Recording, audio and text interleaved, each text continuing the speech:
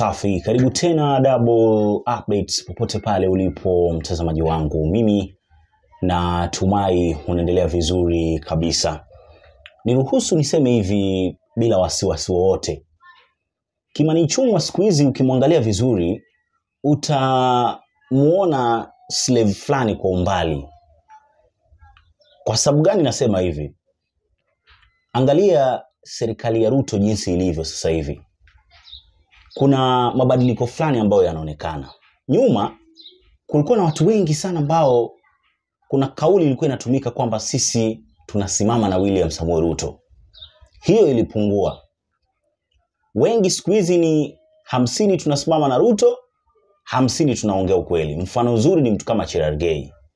Utamuona bado anasimama na Ruto kwa kumtetea vitu vingine, lakini kuna muda utamuona akimpigia kelele Murkomen.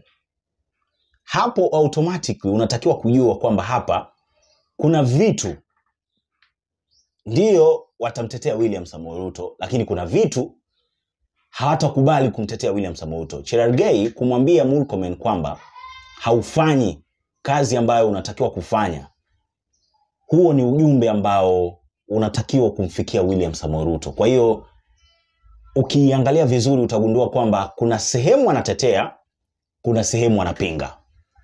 I hope umeiona hiyo picha. Angalia watu kama akina Ndirinyoro. Wale siku hizi ile speed ambao walikuwa nayo zamani imepungua. Ile speed ya kwamba kelele, yani kuongea kwingi, yani kutaka kuonyesha kwamba Ruto ni mzuri. Hiyo ilipungua kwa sababu leo hii niambie wewe ambaye unasimama na William Samoei Ruto, unaweza kumtetea kwa kitu gani ambacho amekifanya kizuri? Sio swala la kuegemea upande mwingine, sio swala la kumuonea, niambie, nihesabie vitu. Nakupa tu hata dakika 2 tu. Nipe tu vitu ambavyo ameweka sawa na watu wanaenjoy leo hii, na watu wanaweza kusimama wakamsifia wakasema bwana hapa bwana Zakayo umefanya vizuri. Yaani hata kama tunagombanisha tunakwambia nini, hapa umefanya umenyoosha hapa baba, tumekubali. Hamna. Unanipata? Sasa muangalie mtu kama Kimani Ichung'wah. Kwa nini nasema namuona slave fulani kwa Kimani Ichung'wah? Ukweli ambao upo na upingiki ni kwamba anatumika vibaya sana na William Samoei Ruto. Kimani Ichung'wah anatumika vibaya sana na William Samoei Ruto. Na mimi namwambia leo hii, miongoni mwa watu ambao watamchukia wa kwanza kabisa ni hawa wa Kikuyu. Kwa sababu sidhani kama kuna mtu anaenjoy matunda ya serikali ya William Samoei Ruto Mlima Kenya kama sio hawa viongozi tu ambao wanapewa deals, wamepewa nafasi za CS nani huko, para Statehouse na vitu kama hivyo. Wale ndo watu ambao wanaenjoy. Lakini je, wananchi wanaenjoy? Hawaenjoy. The reason why watamchukia ni kwa sababu hawa walikuwa na expectation kubwa sana kwamba tutapata vitu vizuri. Vitu vinavyoendelea, mtu pekee ambaye amebaki kutetea A to Z vitu ambavyo anavifanya William Samoei Ruto ni Kimani Ichung'wah. Nimekupa mfano wa Cherargei, nimekupa mfano wa kina Ndirinyoro, nimekupa mfano wa kina Wamuchomba. Nitaendelea kupa mifano nyingi tu ya watu ambao leo hii kutetea William Samoei Ruto inabaki asilimia kidogo sana. Kuongea ukweli unataka kuwa asilimia kubwa sana kwa sababu vitu vinabadilika. Unanipata? Sasa Kimani Ichung'wah leo hii anakubali kutumwa na William Samoei Ruto kwenda kwenye redio kumshambulia Wamuchomba ambaye sidhani kama kuna makosa kubwa ambayo alifanya kama sio kuongea ukweli wa namna ambavyo nchi hii hapa inavyoendeshwa. Kwa watu ambao hawakuona, nina video ya Wamuchomba hapa. Niambie hapa alifanya makosa gani? When people see a white bus, they are running away. Because that white bus is carrying those KRA guys. And now, what has happened right now, I am not speaking for Safaricom, but I can tell you, Safaricom is, within another 3 months, feel the pain. Because people are closing down the till numbers. They are withdrawing the till numbers from their shops. Pay cash. Because I don't want to have a till number, and this is a till number that these guys of KRA are going to come and use to track me down. So actually, paying taxes in Kenya has become punitive. And that is what I said. If you remember when I submitted on the National Assembly during the voting day, I said this bill, the finance bill, was punitive, oppressive, and scandalous. It sounds to me, Mheshimiwa, that what is needed here is tax education by KRA and those in authority to come to, give me one of those towns, Githega, to come to Githega and call the business community in Githega and tell them, so this is what we'll do. We are not coming to shut you down. We are coming so that we can make you compliant. Actually, my people have no problem paying tax. Because they are not avoiding paying tax. Yeah. They just need to understand this is how we'll do an e-teams. We'll do a roadshow where we come, we install it for you in your shop. We'll do this. These are the questions that we'll be asking. Actually, and this is the reason why we are asking that. It just sounds like it's just a lack of communication from those responsible. Actually, people have no problem paying tax. People have a problem with being penalized for the last 5 years. Yeah. Because you have never even used an ETR machine. You have never declared your zero returns. And then somebody comes and bombards you and finds you have a shop that is full of stock and tells you have a capacity to pay fines. So you are penalized for the last 5 years. Okay, so let's look at something So else. actually KRA is not making money out of the existing capacity to pay tax. They are actually making money from penalties. From penalties, okay. And that is what farmers are running away from, because most of them have not been declaring their returns. Please tell your farmers KRA has a moratorium. What are they calling it? On that. For a while until on people fines and penalties. Just pay the premium. Can I? The principal amount. The Sorry, issue. I cut you short. Yeah. No, it's all right. I'm used to being cut short. Ndu, please continue. Yes. I mean, I'm looking at these levies and these taxes, and something else also that you have been vocal about is the housing levy. We know that all of this is in court right now, and maybe or maybe not. The CS has said we're going to continue collecting until and unless, whenever we are told to. It's going to continue. You've been vocal about that as well. Is it a pain point, and how so? I think I was a bit confused when I listened to the judgments, because I didn't know what the court really wanted. Because you can't tell me this is unconstitutional and then you tell me continue paying what is unconstitutional. So I am still looking for somebody to help me interpret that judgment. But I think housing levy is one of the most contentious issue that we have right now within the 2023 Finance Act. Because I represent people who live in the rural village, and most of them have at least a piece of land where either when you got a job and you qualified to start paying house levy, you took a loan and started off your own house, or you bought a plot somewhere and you started construction, and you have been paying that loan, and then the government comes in and tells you now you need to start paying house levy. So that is double taxation to me. The people I represent, really, their need is not, the first priority need is not housing. The people I represent in Githunguri, and that is why I said the people of Githunguri have told me that they are not interested in housing. They are interested in markets. They are interested in value addition chambers. They are interested in revitalization and revamps of coffee farming, tea farming, and milk farming. So the issue of housing levy to me is an issue that even if the courts don't sort us out now, in future, it will be one of the biggest campaign topic, even for the next government that will ever come. Because I still don't understand how you come to Kiambu County. My land is worth 300 million. You want me to hand you over this land without any form of agreement between you, the off-taker, and the owner. And you bring in a foreigner, and you want maybe that foreigner to be the contractor and the person to sell off these houses and take over the management of these houses in posterity. What is my role as the owner of that land? Remember, this land is valuable. So that is a very contentious issue. And the legal framework that has been managing the issue of housing, to me, is still not very clear. And I think when I said this is scandalous, I meant that there is some schemes of taking over prime land and handing that land to other players, unconstitutionally and procedurally, irregularly, and some of us, we will pay for what we are doing today in future. What will the governor of Kiambu tell the people of Kiambu? How did he hand over land to that contractor? And what is the role of county government of Kiambu in the management of those houses. What is the role of the county? Who supplies what? I want to ask you, I want to bring in a very serious issue. Let's go to Thika. We had houses that were done by the old Kiambu municipality.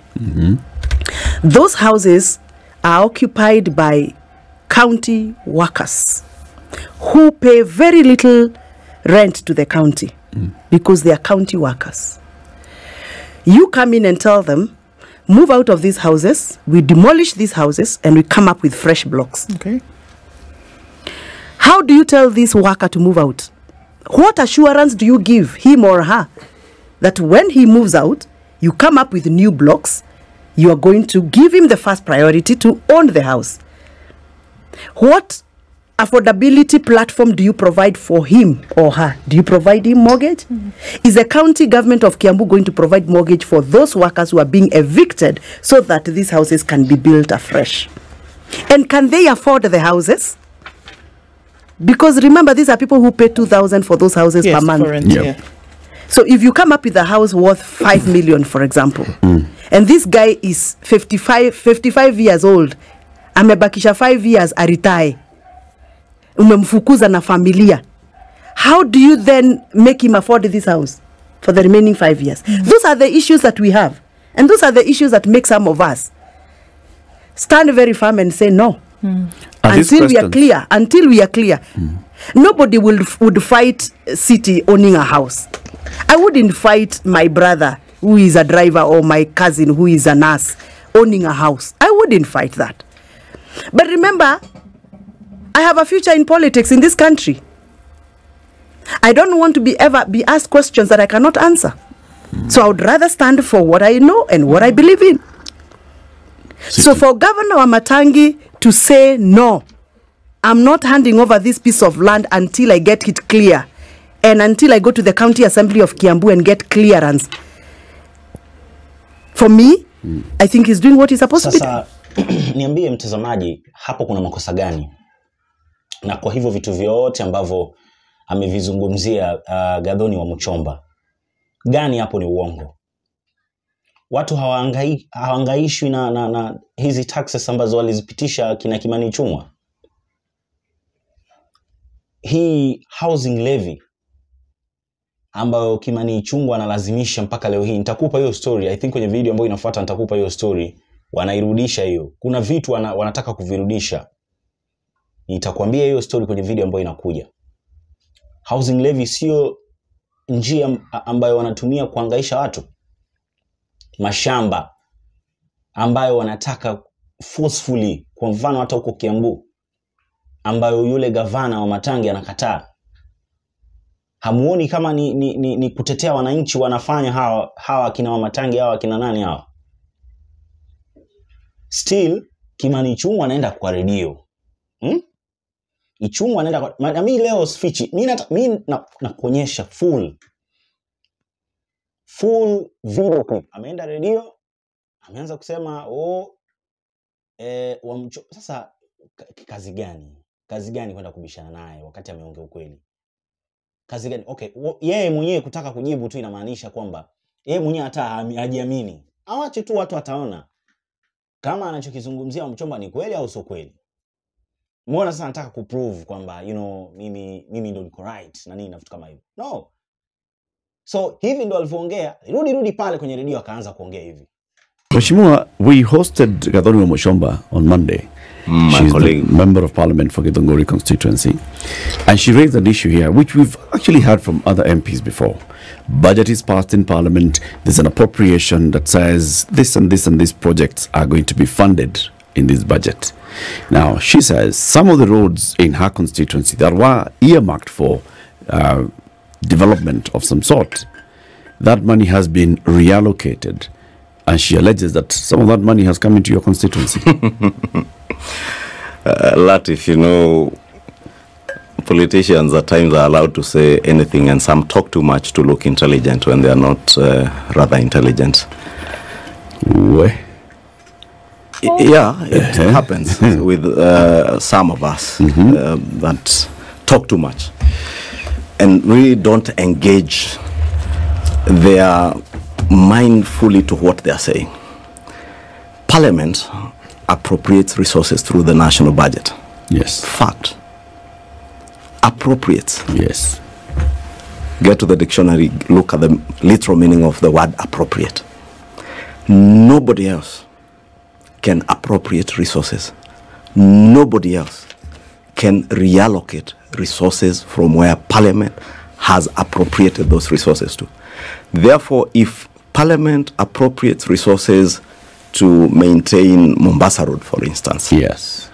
Kimani Ichung'wah being leader of majority, Kipchumba Murkomen being cabinet secretary for transport and roads under his docket, cannot reallocate that budget to go and build a road in Kikuyu constituency.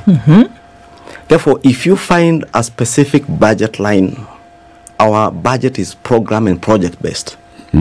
We get documents, probably volumes this high in Parliament on annual estimates. I'm the one who tables those documents from the National Treasury.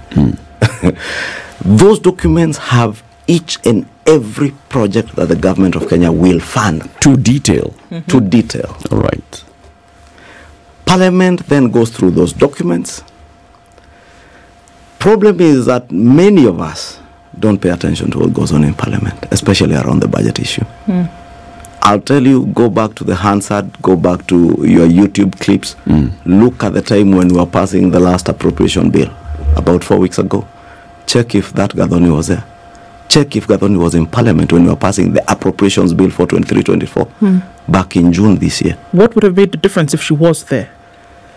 At least get a basic understanding of what goes on in budgeting. Then you will get an appreciation that as a member of Parliament, it's your responsibility to appropriate resources, not the cabinet secretaries, not Kera, not Kenha, not Kura. 2, I've had her going around Kiambu saying, oh, all the resources meant for Kiambu have gone to Kikuyu constituency. Yes. I'm glad yesterday the cabinet secretary for transport was in Parliament to answer that specific question. Has there been inordinate or disproportionate appropriation of resources in the road sector? He tabled again documents volume this thick, telling members of Parliament, hey, one, it is you who appropriates resources. It's you who allocates these resources. For Kera, we give each constituency an equal amount, all the 290 constituencies, including Banisa constituency, that doesn't have a member of Parliament. Members of Parliament are the patrons of their constituency road committees.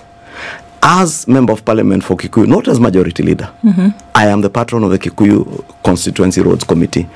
This year I got 64 million shillings last year. I'm getting 69 million shillings on the 22 and 10% Kera allotment. What happens usually? You will look at the number of roads in your constituency. You will decide, I'll prioritize this, that road. What have I done, for instance, and I'm glad the minister made Kikuyu as a case example in Parliament. Instead of getting a budget of 69 million shillings and splitting it up into small contracts of 5, 4, 3, less than 10 million shillings, which is procured at the local level, I opt to put 30, 40 million shillings into a road that I can tarmac. That 30, any amount beyond 10 million shillings will not be procured at the local level. That's why you will find an advertisement by Kera at the region, at the national level, advertising for that contract.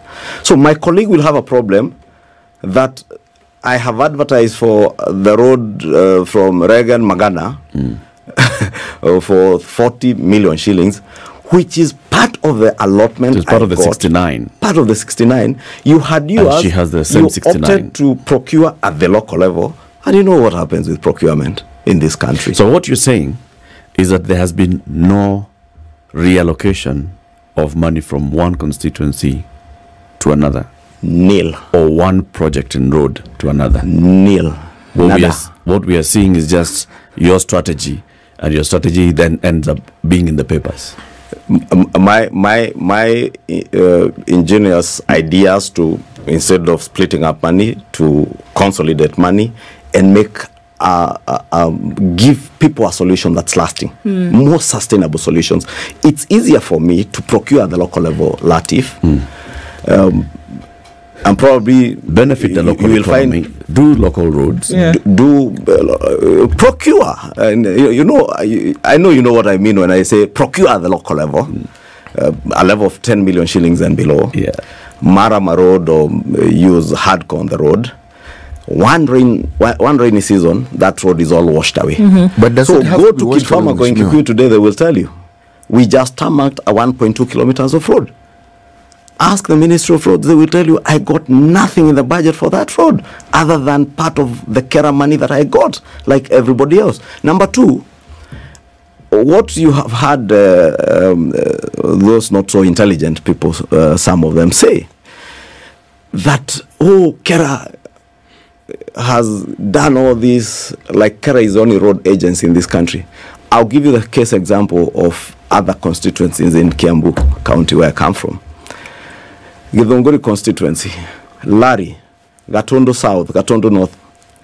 If you go to the Kenha books, and those records are there, those documents were tabled yesterday, they are benefiting from hundreds of kilometers under the Mau Mau roads that are under Kenha, courtesy of the former members of parliament of those constituencies. Those are ongoing projects that were lobbied for by the former member of parliament for Githunguri Kagowa Lydia, by former member of parliament for Gatondo South Moses Kuria, former member of parliament for Gatondo North Wanjiko Kibe, former member of parliament for Larry, can't remember his name. And one of the roads, actually one of the Momo roads, is a road that was lobbied for by the current member of parliament in the first term. Those roads are under Kenha, so you will not see them in an advert for Kera. Pure common sense. Why a member of parliament would want to appear on national radio and exhibit ignorance defeats me. Because what you should be doing other than come to lament on national radio, I can't come here, Latif, and lament, oh, I don't have a Kenha road in Kikuyu constituency. Every other road was advertised in the last regime for Lari, Githunguri, Gatondo South and Gatondo North.